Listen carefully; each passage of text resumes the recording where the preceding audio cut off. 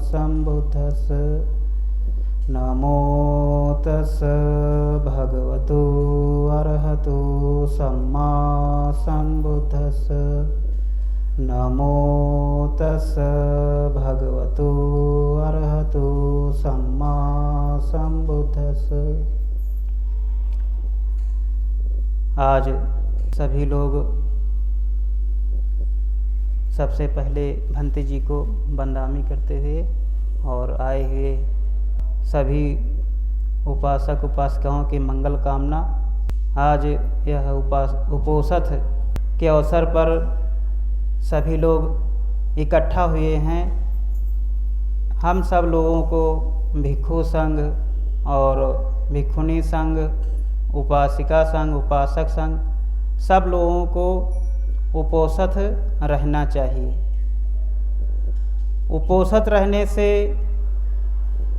अपने मन की, काया की, वाणी की जो है शुद्धि होती है, हम परिशुद्ध होते हैं। इसीलिए तथागत बुद्ध ने जो है उपोषथ अपना सबसे पहले भिक्षु संघ करता था।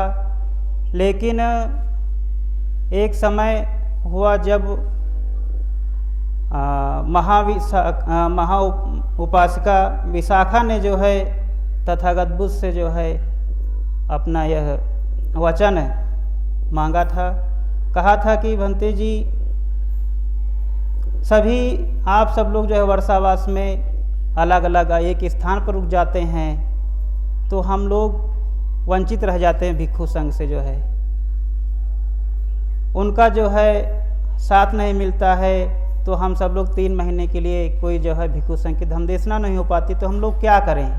तब तथागत बुद्ध ने कहा था कि आप जो है आप सब लोग जैसे समन होते हैं, उसी तरीके से आप भी अपना जीवन 3 महीने के लिए व्यतीत कर सकते हैं। तब तथागत बुद्ध ने जो है 8 शील के लिए कहा था। समनागतम मतलब 8 शील के लिए तथागत बुद्ध ने कहा था। तभी से जो है यह उपासिकाओं उपासक के लिए भी जो है उपोषथ व्रत का जो प्रावधान शुरू हुआ। तो इससे होता है कि कम से कम 3 महीने और फिर धीरे धीरे करके यह हर पूर्णिमा को, अष्टमी, अमावस बराबर चालू होने लगा। तो इससे उपासक और उपासिकाएं, भिक्षु संघ, भिक्षुनिया संघ, दोनों का लेवल जो है अपना अपना, भिक्षु संघ भिक्षुनिया संघ तो जो है अपना लेवल बढ़ा ही रहे थे, लेकिन उसमें जो है उपासक और उपासिकाओं का भी लेवल बढ़ने लगा। वो भी जो है शांत अवस्था, मन जो है अपने शरीर को मन से, वाणी से, चित्त से, मतलब उनका जो है शांत अवस्था प्राप्त होने लगी। और वो जो है श्रोतापन, श्रद्धागामी, अनागामी की तरफ जो है उनका प्रोग्रेस हुआ, स्टेज मिली, और वो भी जो है अरहत होने के लिए भिक्षुणी संघ में प्रवेश के लिए अपना हिस्सा लेने के तत्पर होने लगी। इसलिए और ऐसे करने से बराबर चलता आया, और इससे हमारे जो है पूरे परिवार की, हमारे समाज की शुद्धि होती है। काफ़ी लोग होते हैं कि अपने परिवार में समय नहीं निकाल पाते हैं, वह जैसे समण लोग होते हैं हर समय। इसीलिए तथागत बुद्ध ने जो है कम से कम महीने में 4 दिन ये तिथियां हमारी हैं करने, उपोषथ करने से वो शुद्ध होंगी। ऐसे ही उपोषथ के अवसर पर उन्होंने एक बार, छोटी सी धम्म कथा है, एक बार तथागत बुद्ध मथुरा में निवास कर रहे थे। वो बराबर अपने उपासकों के यहाँ भिक्षाटन के लिए अन्य भी समय समय पर निकला करते थे। तो एक बार वो निकले, जब नगर से बाहर निकले तो एक उपासक संघ का जो उपासक और उपासिकाएं संघ निकले। वो भी जो है अपना उद्यान में एक घूमने के तरीके से वो निकले कि आज चलो हम जो है क्या कहते हैं उसको, एक याद नहीं आ रहा है शब्द की शब्द में कहूँ मैं, तो वो अपना निकलते हैं घूमने के अवसर पर। तो वो एक पार्क में जाते हैं, बगीचे में जाते हैं, उद्यान होता है, राजकीय उद्यान होता है, तो उसमें पहुँचते हैं और वहाँ पर तालाब होता है। तालाब में वो लोग अपना जो है खेलने लगते हैं। उपासक उपासिका दोनों लोग आपस में खेलने लगते हैं। कई लोग थे, तो उधर बुद्ध आ रहे थे, तो बुद्ध दूर से ही देखे कि लोग अपना जो है बैठे हुए हैं, खेल रहे हैं, तो वो अपना एक रास्ते से जो है दूसरी छोर पर चले गए और जा कर के एक पेड़ के नीचे बैठ गए। तब वो इधर जो उपासक लोग थे वो अभी बुद्ध को देख लिए थे कि बुद्ध की नज़र हम पर पड़ गई है, तो हमको जो है वहाँ पर चलना चाहिए। तो वो भी लोग गए, बुद्ध के पास में नमन किया और नमन करने के बाद में एक जो श्रेष्ठ उपासक थे उन्होंने बुद्ध से कहा कि भंते जी, आप हमको जो है मार्गदर्शन करिए कि हमारे जो है बीच में कैसे किस तरीके के लोग जो है, किस तरीके के लोगों के साथ में हम जो है रहते हैं, निवास करते हैं। तब तथागत बुद्ध ने कहा कि आप लोग ध्यान दीजिए कि हम लोग चार प्रकार के लोगों के साथ में निवास करते हैं। पहले प्रकार के वे लोग हैं जो ऐसे गृहस्थ हैं जिनके यहाँ पुरुष होता है, तो वह सारे सीलों का पालन करता है, उपोषित रहता है, और अगर वह किसी से जो है कोई सामान लेता है उधार, तो समय पर उसका जो है चुकता कर देता है, और उसके यहाँ कोई जो है अतिथि आता है उसका जो है सम्मान करते हैं। कोई श्रमण आ जाता है, भिक्षु आ जाते हैं, तो उनको जो है दान करते हैं, और वह जो है अपने बच्चों को और पत्नी को अच्छी तरीके से देखभाल करता है। वह किसी से जो है कटु शब्द नहीं बोलता है, किसी को गाली नहीं देता है। ऐसा जो है पुरुष होता है, ऐसा गृहस्थ होता है। लेकिन जो उसकी पत्नी है उसके ठीक उल्टा चलती है। वह सीलों का पालन नहीं करती है, और किसी से अगर कोई सामान लेती है तो वह समय पर जो है वापस नहीं करती है, ना तो उपोषित लेती है, और उसके यहाँ कोई अतिथि आता है तो उसका सम्मान नहीं करती है। कोई श्रमण आ जाता है, भिक्षु आ जाता है, तो वो दान नहीं करती है, भोजन नहीं देती है, और वह उस जो है उसकी वाणी सही नहीं रहती है, कटु बोलती रहती है, और समय समय पर जो है गालियां भी देती है। अपने बच्चों का, अपने जो है पति का जो है देखभाल नहीं करती है। तो जो एक उसका जो है पुरुष है वो शुद्ध है, सीलों का पालन कर रहा है, तो वह जो है पुरुष है एक जो है दुष्ट के साथ में जो है, एक देवता जो है दुष्ट के साथ में जो है निवास कर रहा है। पहले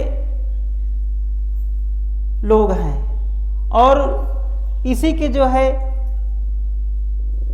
दूसरे किस्म के लोग होते हैं तो उसके यहाँ घर की जो है पत्नी होती है, गृहिणी होती है, तो वह सारे शीलों का पालन करती है, उपोषित रहती है और उसका जो है स्वभाव अच्छा रहता है, विनम्रता से रहता है, मीठी वाणी बोलती है, अपने बच्चों का जो है देखभाल करती है, और उसके यहाँ कोई अतिथि आता है तो बढ़िया से अच्छे से उनको जो है आवभगत करती है।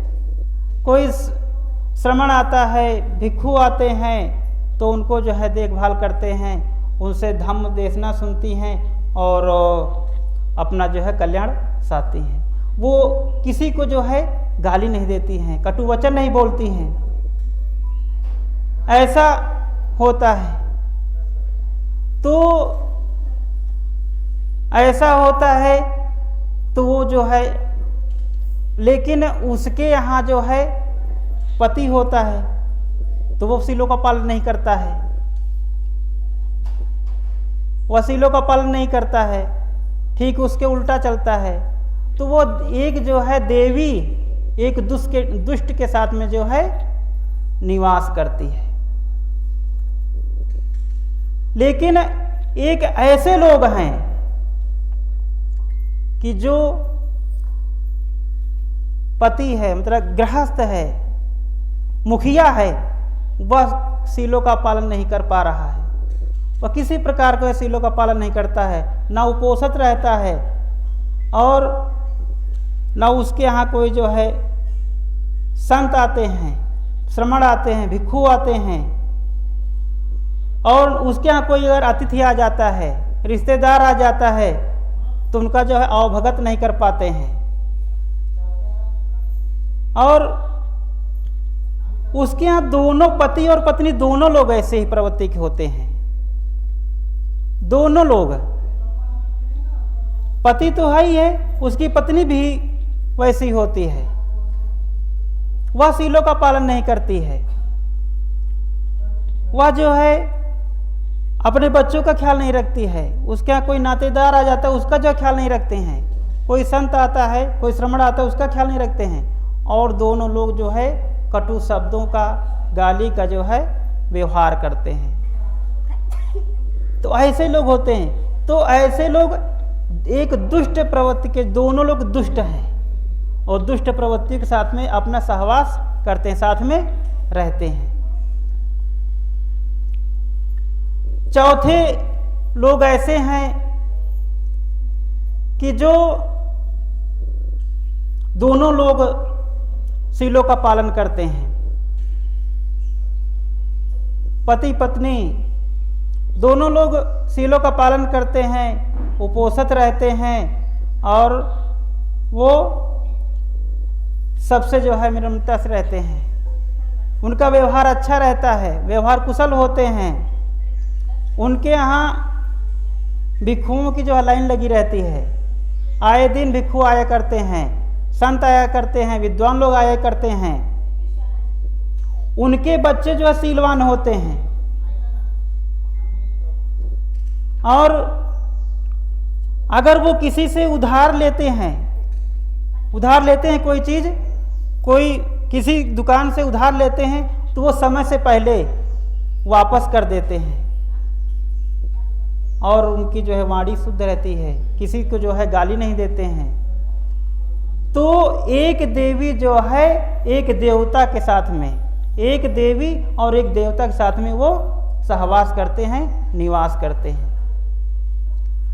ये 4 प्रकार के लोग हैं, तथागत बुद्ध ने बताए 4 प्रकार के लोग हैं। तो एक होता